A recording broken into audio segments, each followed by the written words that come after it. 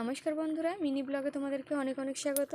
আবারও চলে আসলাম একটা ভিডিও নিয়ে। আর এই মুহূর্তে দেখতে পাচ্ছ আমাদের বাড়িতে কিন্তু কাজবাজ চলছে। ছাদের কাজ শুরু হয়েছে আর কি আজকে থেকে। এই যে কাঠ মিস্ত্রি সবাই রেডি, এখানে কাগজপত্র কাটাকাটিও চলছে। তো ছাদ যেরকম শুরু হবে এটাই ভেবে এতটা ভালো লাগছে। আর আশাও করিনি যে এত তাড়াতাড়ি শুরু হবে। শুধু শুনছি যে ছাদটা হবে এই আজ না হয় কাল। তো যাই হোক, এখন রান্নাবান্না হচ্ছে, সকালে রান্নাবান্না, আর প্রচণ্ড ধোঁয়াও হচ্ছে তার সাথে। তখন বাঁশ পোঁতা চলছে, সাপোর্টটা দিতে হবে যেহেতু ছাদের জন্য, তো সেই কাজটাই চলছে। আর আমি তো ভীষণ এক্সাইটেড, ছাদ অবশেষে হচ্ছে এটা ভেবে।